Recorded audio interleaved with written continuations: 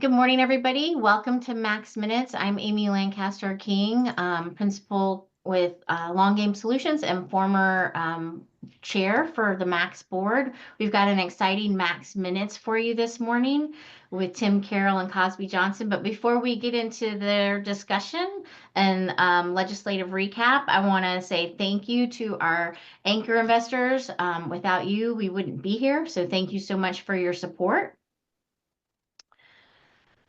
So today we've got Tim Cairl, Vice President, Talent Development at the Metro Atlanta Chamber, and Cosby Johnson, Vice President, Government Relations with the Georgia Chamber of Commerce, and they're going to walk us through a legislative update. Before I turn it over to them, I just want to mention about the Q&A piece. So if you have questions, please feel free to use the chat box or the Q&A function, and we'll try to get to all of those as we can. So, and if they is there for a presentation, do you want to do questions at the end or do you want people to do questions throughout? What's your preference?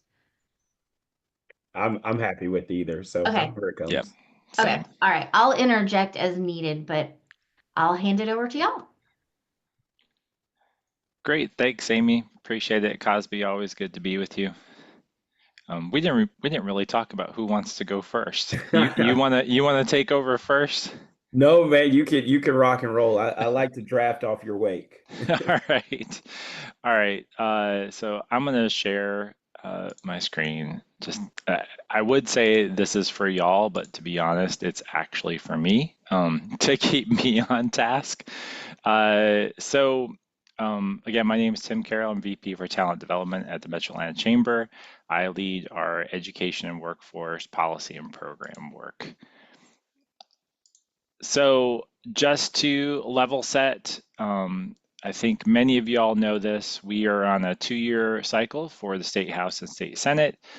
And in 2026, we also will have all the statewide state officers up for election, as well as a U.S. Senate seat in Congress. So just wanted to set the stage here. You all, I'm sure by this point, are probably familiar with the names for our Lieutenant Governor Burt Jones and our House Speaker John Burns. But I want to go into some of the things that happened this year. There was a long list. So Cosby, what I don't cover, I fully expect you to take on. I'll pitch that to you. So I want to point out just some highlights. These are things that you might have read about or heard about throughout the legislative session.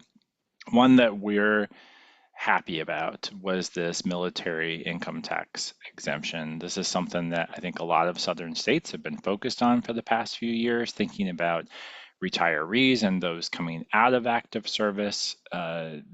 This started many years ago. Georgia had a mild income tax exemption. Many of our states have moved this exemption to a full 100%. So we wanted to also show that we were staying competitive in this area. We didn't go to a full exemption, but the cap was increased for that. So we're happy to see some movement there. There was some action around licensing. These are the licenses that are handled by I believe there's a number of different names for these: state committees, state organizations, state licensing agencies. Long list of those on the Secretary of State's website. But there was some reform finally done on that. I know a member of our team, and I'm sure at the Georgia Chamber as well, and Georgia Justice Project, a number of other organizations have been working on this for a number of years.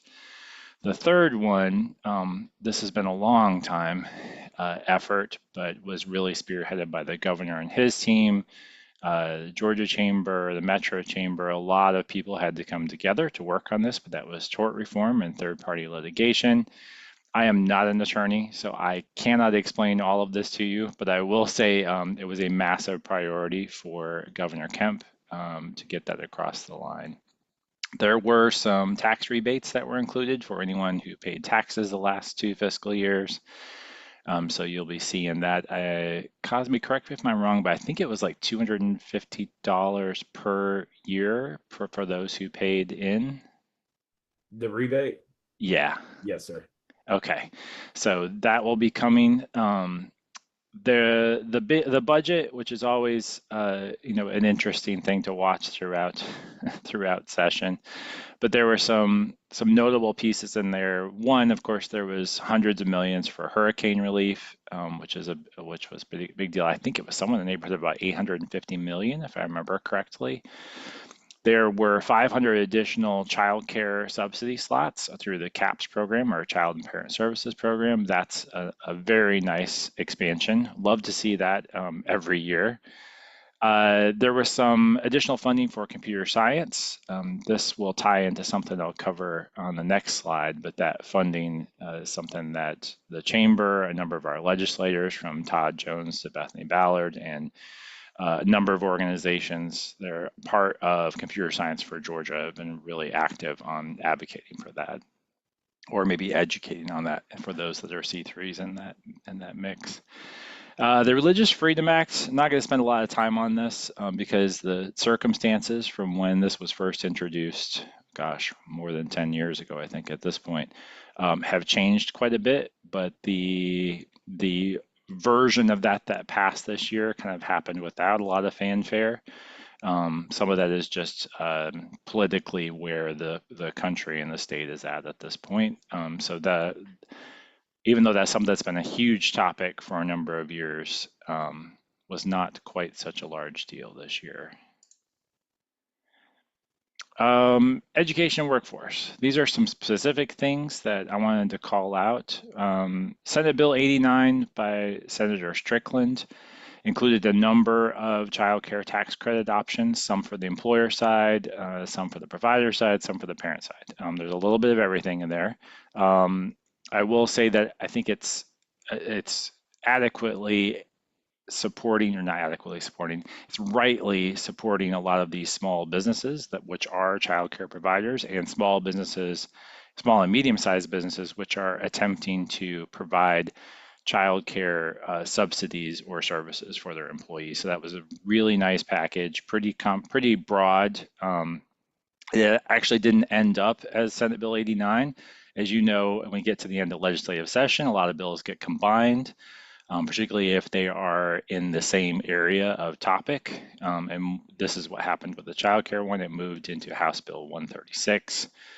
But we're really glad to see that happen, and really appreciate Senator Strickland and a number of the organizations that worked together. There was a study committee last year that heard recommendations from all over the state, particularly from childcare providers and parents who were talking about the needs that are needed around childcare for that area, and really good to see that pass. College completion grants. Representative Chuck Martin, the chair of the Higher Ed Committee, has been after this for a number of years, and we've fully supported him on it. If you don't know what college completion grants are, this is a last mile grant that students have access to in the latter half of their journey, whether that's a 2-year or a 4-year degree. If they are having financial troubles of any kind, particularly for those fees or maybe scholarships that have run out, a number of things that could come up that would throw a student off track as they're approaching that graduation time. This grant gives them that little bit of extra push they need to get across the line. Representative Martin, Chairman Martin, has worked diligently with university system, Georgia Student Finance, and the technical college system, as well as a number of the partners represented on this call, to get that grant expanded beyond its original, which was really towards the far end. But we heard from a number, particularly of 2-year students, that were experiencing that hardship in that second year, which wasn't quite close enough for the original design. So they made a modification to that program to allow students a little bit earlier access. I believe it is now at the 70% mark for 4-year and 45% mark for 2-year. I hope I'm saying that correctly. But that 45% for the 2-year was really important, particularly for our students who are in some of those high demand career options in the technical college system. The governor's workforce bill, House Bill 192, this was a continuation, a lot of the top state for talent and a number of other work that the governor's office spearheaded. This was also the rework of the high demand career list, which if you're not familiar of, you should hop onto Google now and look up the technical college system high demand career list. This is very important because this is now how the state is identifying those occupations and jobs that are considered high demand, and there's a number of factors that go into that and a number of agencies that will all be looking to that list as they design programs and figure out where to prioritize their spending. So really nice work on that. Really appreciate the governor's leadership there and a number of people who from his office and the agencies who work on that effort. There was a lot of school safety focus this year. House Bill 268 probably being the most notable. I encourage you to take a look at it. That's an expansion of a lot of things that were needed, particularly on the physical or property safety as it relates to schools, and also requires coordination from a lot of state agencies now on school safety that wasn't in place before. So nice to see that work happen. There was an expansion of the Senate, in Senate Bill 180, there was an expansion of our apprenticeship grant program that allows those funds that originally were designated only for employers on apprenticeship to be expanded to the sponsors. So those, think of them as those intermediary trainers that are training on behalf of the employer. So that could include anything like the electrical workers union to some of the large training shops that employers use to train their apprentices as they're going through that program. So just a slight modification to that existing grant program. That information, I believe, is also on the technical college website, which handles that grant program if you're looking for that. The last one I'll mention, this was a big one for both our chambers we worked on. Cosby, how long has this been now? It's been since 2018, I think. Computer science education. So not only did we see a little bit of funding in the budget, we also funding increase in the budget. I believe it was 200,000 for that grant program to allow districts to expand their teacher training options for computer science. There is also a firm high school requirement now for computer science education. It begins in the 8th grade when students would have access to fulfill that graduation requirement, but it sets a date and time. I believe it's the 31-32 school year. So quite a long intro time, but that's, if you think about it, starting in 8th grade for this next school year, that would carry them through graduation on that 20-31-32 requirement that students will have to have some computer science education before they'll have to have that credit before they can graduate. There are some exceptions to that. If they're in a technical college or in a career and tech ed program that includes elements of computer science, that of course would count. And there's a few exceptions like that in the bill, and that was worked out over the last year between Representative Ballard, who's been leading heavily on this issue, and the Department of Education to figure that out. So that is all I had. So I'm going to stop sharing. Cosby, I'm going to toss it to you. Man, there ain't much else to say. It's gonna be a short call. Thank you for that, Tim, and thank you as always, Amy and Joy, for allowing us to be with you. I know Daniela wishes she could be here, and I'm sure from a distance gives us a little shout out from home as she has a new baby boy. So at the Georgia Chamber, one of the things that Tim talked about, and he talked about a little bit in the beginning, was really kind of the setup of the legislature. And I know we talk about that a lot. So I just want to give a little color to kind of where we may be. And the reason I give that color is because this was the first year of a biennial session. And that first year just means everything is absolutely still on the table. So if there is a bill that we were fighting and we didn't want to pass, we still got to pay attention to it next year. If there's a concept that we didn't like, we still got to focus on it next year, because those pieces of legislation and those policy pieces are still very much alive. for next year. The other thing that adds just a little context to where we are in 2025, I think Tim and his team, Nancy and our team over at the chamber really knew that we were going into what is the beginning of the electoral season.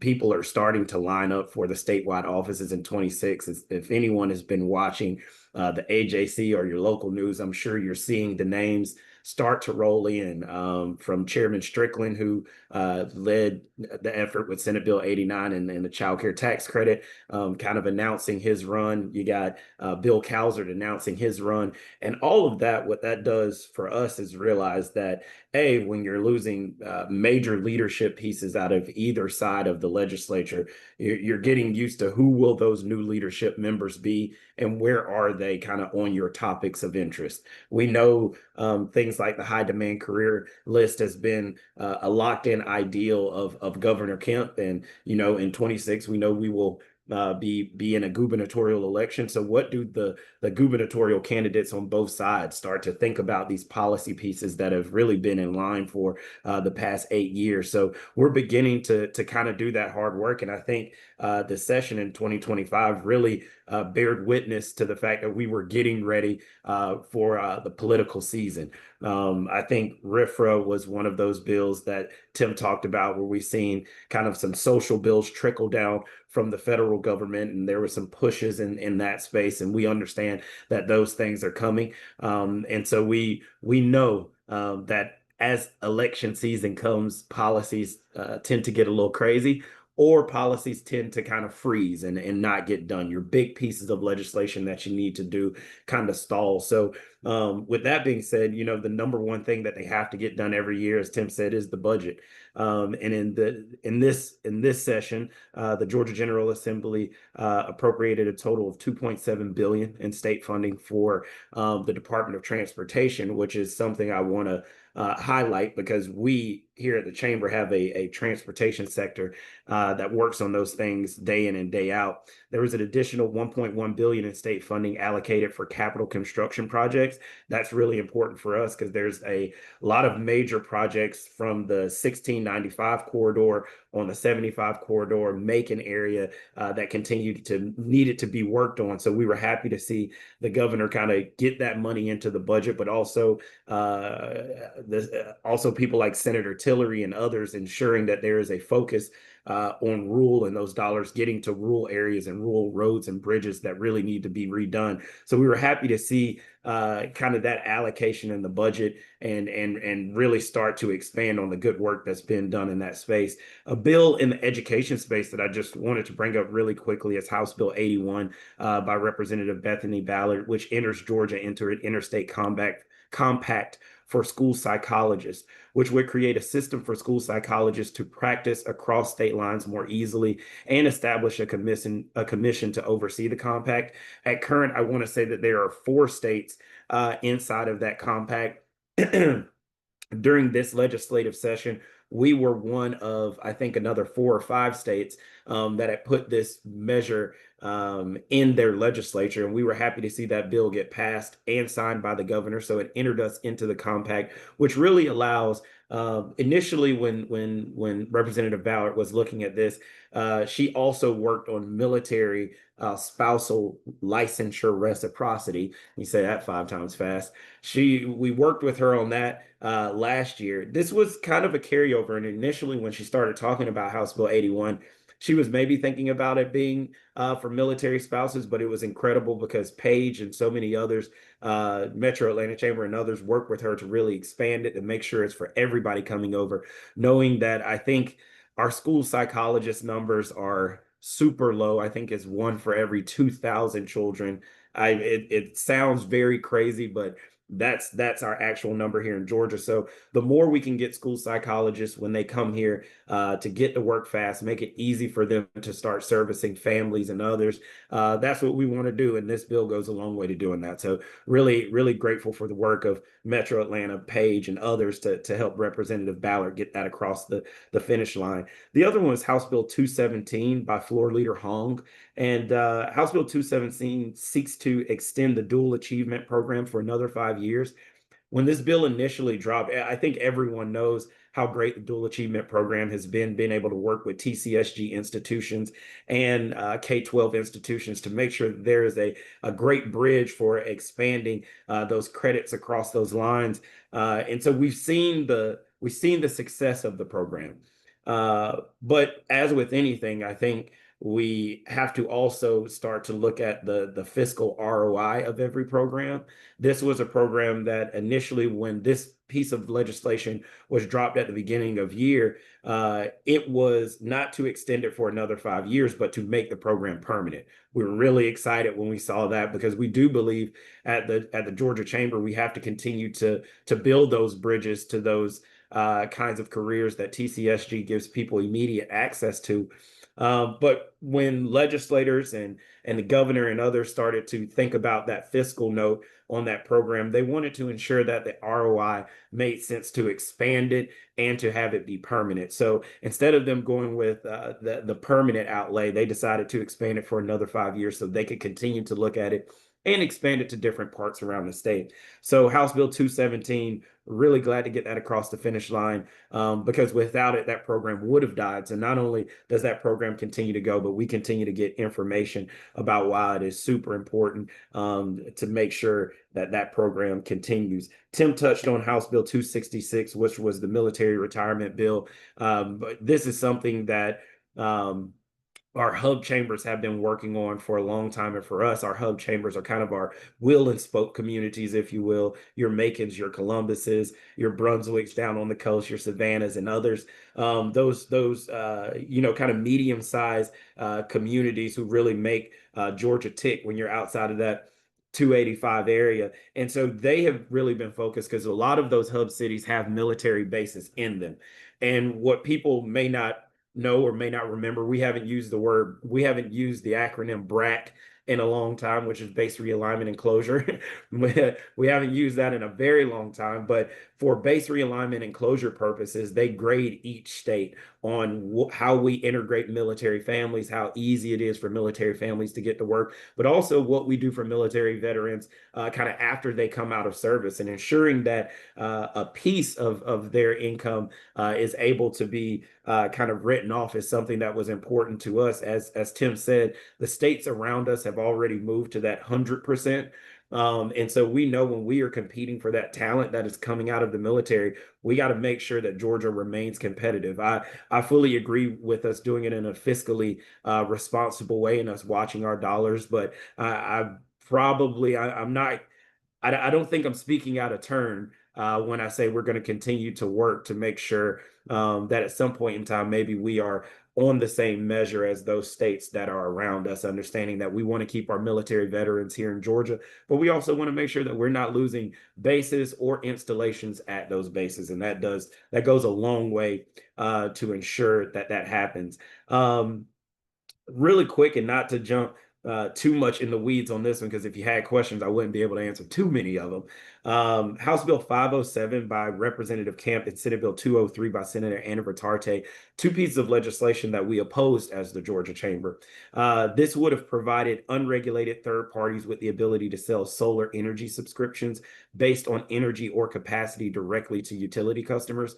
This was an issue for all of our energy generating partners, from the EMCs to Georgia Power, because this kind of work, while solar is a piece of the energy future, when it's unregulated solar and community solar, if you will, it still pulls on the same grid that Georgia Power and EMC customers have to pay for and pay into to upgrade and to keep up. And so if there is growth in the solar space, it should be done in a completely locked in regulated way through PSC, in a way that ensures that if we're going to move that direction in any way, that those dollars, that there is a substantial amount of dollars being paid into the grid to help with grid upkeep, and to ensure that our grid continues to grow in a smart way. So those are two bills that we kind of, had some issues with. And so again, as I say, those bills didn't get to the governor's desk, but in no way, shape, form, or fashion do I believe those bills are dead. And we will continue to see a lot of conversation about energy generation kind of in our state. One of the things that a lot of you have maybe heard is about the energy pool of data centers. There was a study committee on that, and there will continue to be some eyes put on the energy generation, the energy pool, I think, of data centers in our state. I want to give you one more here before we go to any questions. And the last one I wanted to give you, for those of you who have maybe film production in your community, if you're looking to expand into film production, House Bill 475 by Floor Leader Gamble modernized the film tax credit language. It provides the Georgia Department of Economic Development with legal protections against frivolous lawsuits, enables the Georgia Department of Education to change reasonable fees for missed applications and or deadlines, and updates the 2005 definition of multi-market commercial distribution. Those were small tweaks to the film tax credit, but the reason I bring that up is because what we have seen year over year is continued tweaks to the tax credit. We understand that the tax credit brings a lot of income into the state, produces a lot of jobs in the state. So anytime a major tax credit of such is kind of tweaked or moved, we want to make sure that we get it out in front of communities that have been working in that space. So yeah, with that, Tim, I'll throw it open for questions. Amy? Cosby, Tim, thank you so much. That was a in-depth overview. Lots of movement happening in lots of different areas. I've got some questions, but if you have questions, please feel free to use the chat box or the Q&A function, and we'll try to get everything. I'll start us off. What's the most surprising element from or development from this last session? I mean, my quick one is that the chambers gavelled out early on the last day. It was a surprise. I'm not sure people saw that coming. So normally what happens is both chambers, they kind of finish their big business, like anything brand spanking new. They kind of finish all that up like around 9, maybe 10 p.m. ish on the last day. And they work right up until midnight, sometimes a little later on all of this. But on that last part, normally what happens is they finish all the main stuff, and then there's a whole bunch of what they call agree disagrees. And that's where a chamber has gotten a bill from the other chamber. So let's say it's the House. They've gotten a Senate bill, and they made a modification to it in committee, and they send it back to see if the Senate will agree. And if the Senate agrees, it goes on. It's done. And sometimes there's some back and forth, and they've got to go to the conference committee. That happens with sometimes really big bills. Always happens with the budget because the two chambers have to agree it out. But what happened on the last day was we got to about, what, Cosby, 9:30, I think it was, and the Senate just said, we're done. And they adjourned and gavelled out. So any of the changes that the House had made for Senate bills couldn't go back. They couldn't go back. There was nobody there to agree or disagree to it. So the bills just stopped. So it was an odd time. I think a lot of people were surprised by that move, particularly some of the bills that looked like they had really good chances, to make it across. Including some of the bills that Cosby and I had probably worked on for a long time. So it's both disappointing, surprising, but I realize they have their reasons why they do or don't do things. But that was definitely a shock. I think the stated reason was we finished our business, we're going home. So I'm paraphrasing. Yeah. So I thought that was a shock for me. There were some. I'll pick on one. There was some of the second chances tweaking work that we've worked with Georgia Justice Project, a number of other organizations on. That one got caught in the crossfire for that. There were a number of others. I don't know, Cosby, if you have anything you want to add to that part. Man, Tim, I'll be honest with you. This is my 10th session down there. Never seen that happen with the gaveling out that way. And if you're a political junkie like myself, and you probably are, if you're on this call, just know that that wasn't just a oops, we're done with our work, let's go home. There was a lot of things that was going back and forth between House leadership and Senate leadership. There were some things that the House decided not to move on, that the Senate wanted back. So they could get some wins going into the off season. So it's a fun game when you get down there in the midst of it. But yeah, I'd never seen the true just gavel out and go home. So interesting times for sure. I think really, Amy, the one that just, I will say maybe because I have PTSD over how long we've been working on it, but to see a major tort reform package get done was a big deal. And really, as Tim said, I don't know any lobbyist that wasn't working on that piece of legislation.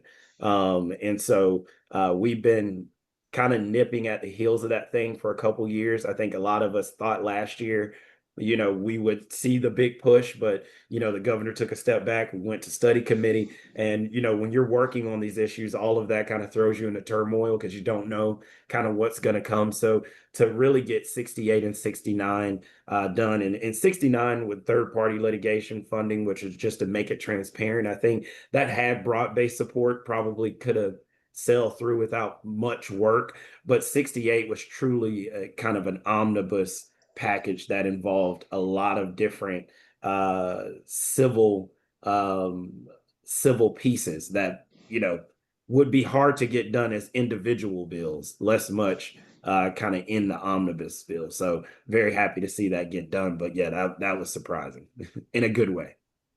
Awesome. So you kind of alluded to some of the bills that didn't pass that you would like to see taken up next session. What are some of the top ones that you're really hoping move forward and maybe at early part of next session? Uh, I'll throw it to Tim really quick on this one, but I'll just say Senate Bill 207 for us. Second chance hiring is something that Senator Strickland has been working on for a while. And I won't feign to know the reasons that this piece of legislation continues to get held up with people needing to get back to work, trying to find easier pathways to get people into the workforce, to lower recidivism. All of those things really are wrapped up in second chance hiring. So Senate Bill 207 is something that, God willing, we're going to continue to knock on that door and get that done. Yeah, I'll echo Cosby. That was kind of the one major disappointment from my portfolio of work.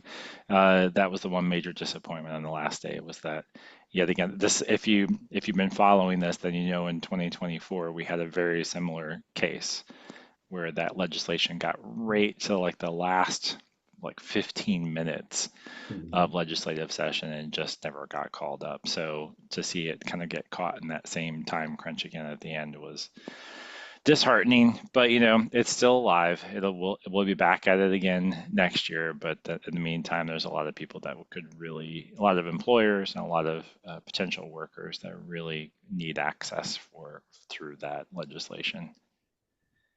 I want to talk about funding and the budget, and given some of the things happening at the federal level and how that could impact states. Any ideas or thoughts on how that will affect the next budget process?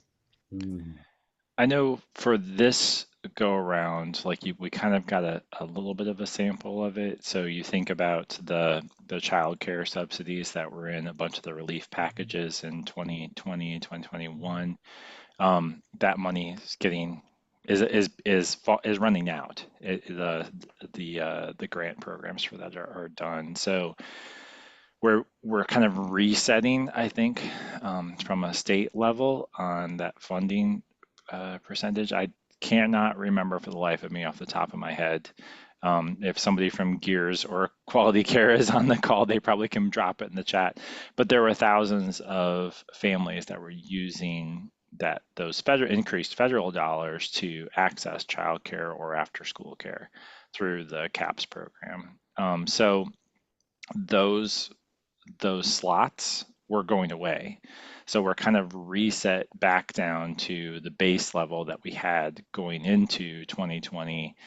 But we've seen tiny expansions. I say tiny because it's 500, which sounds like a lot until you put it in the context of 100 and some thousand families. So that those 500, it's a good expansion, but we've got a lot more to go to make up that difference that was lost because of the federal funding no longer being available. The other piece of that is the family cost share for childcare, the fee that families pay. There's always a small fee, think of it like a copay almost, that families pay for childcare.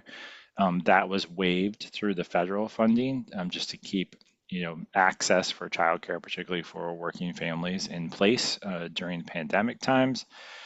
And that has now gone away. So families are back to paying that fee. So there's a number of costs that were associated.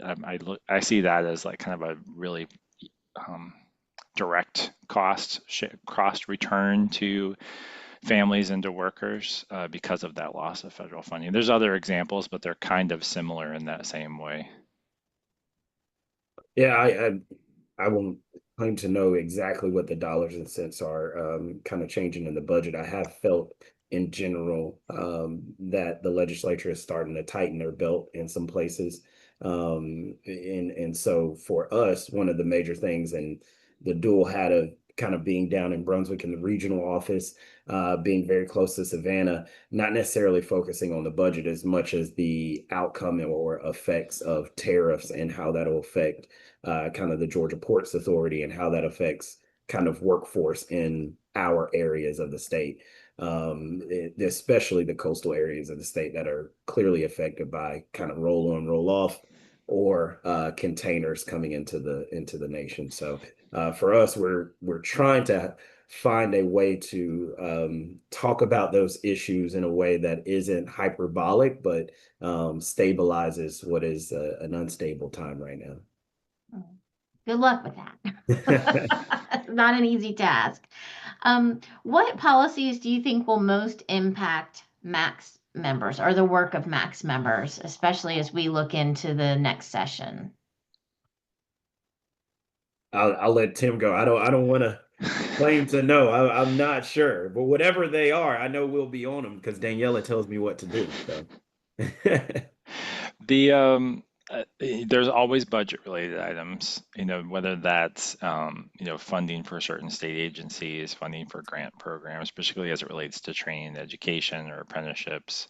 The things I would pay attention to are kind of already set into motion through legislation, but are in the phase of getting enacted over the next year. So the governor's top state for talent and that high demand career work, I think, is something that people should be paying attention to. I say that because it's intentional from the state to align how the state is investing training and workforce dollars to where jobs are and where they're going to be. So that's kind of the whole point of the high demand career list.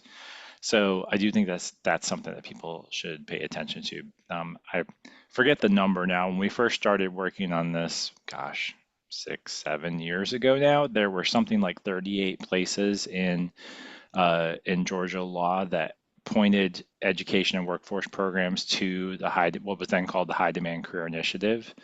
That high demand career list, that number of points has grown. So, and that touches everything from career and tech ed in K-12 all the way through, Hope Career Grant and a lot of the training and workforce programs, including a lot of the programs that our workforce boards access and use. So it's something to really pay attention to. I think it's a good move, but any move, needs some thought and needs attention from folks that are on the ground and working day to day, and particularly in our workforce boards and the agencies that handle a lot of that workforce training fund. So I do think it's very important people pay attention to that. I'm sure there will be more. The Governor's Workforce Summit is this fall. That's always something to pay attention to as far as where the state is looking to for the next year. We've had Georgia Match on the higher ed side that launched a year ago. So that was announced through the Governor's Workforce Summit. So those are always places to either attend or to really pay attention to what's going on. That also informs what happens in the legislature, particularly on the budget side. What should we be on the lookout for the 2026 session? Like, other than those, I like anything big that you think, and then I guess in combination with that question is how can Max members help or support, advocate for these workforce and education policies? Yeah, coming into next session again, like if we thought, this session was political, next session is going to be hyper political.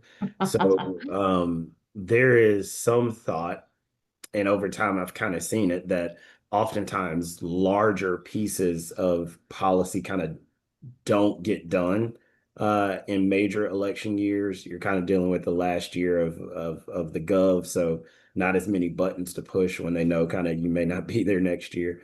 And so I think just keeping an eye out for things that may become just hyper political or hyper social, things that disrupt the state, is something to keep just an eye on. The one thing that I just thought is interesting, I don't know if it has directly to do with workforce development or anything to that nature, but there are several states, and we passed a bill this session dealing with cell phones in the classroom. Um, I just think other pieces of other regulatory measures are coming down in that space. Other states are starting to, or putting pieces of legislation together to limit social media, to limit access, things of those nature. So I think for us, with our members, when you have a lot of different members from a lot of different spaces, how all of those things that seem, you know, kind of nonplussed or maybe something you do anyway can turn into huge issues that kind of you wouldn't imagine. So I know we've heard from, the Metas, we've heard from the Alibabas of the world, all of those companies who operate in these different tech spaces about this incoming push kind of against bigger tech companies. So I think in 26, we've seen a little bit of that in a couple bills. There was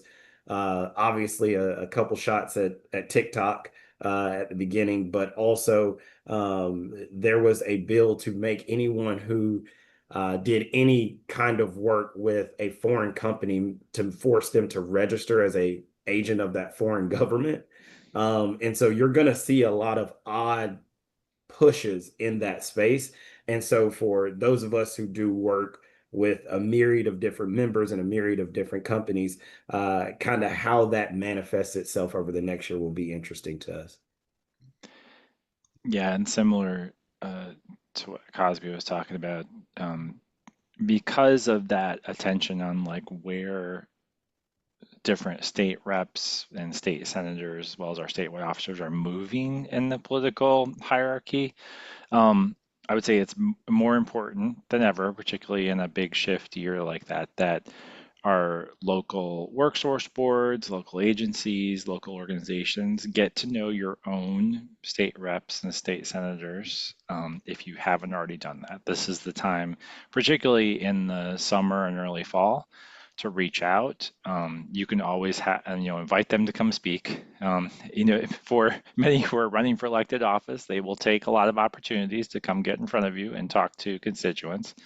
But use that leverage as a constituent base to get to know them and them get to know you and exactly what you work on. So as they go to the Capitol next year and they make decisions on these things, that you're in mind as one of their constituent bases that they need to think about as they're looking at legislation that's going to impact you and your organization. So that would be number one.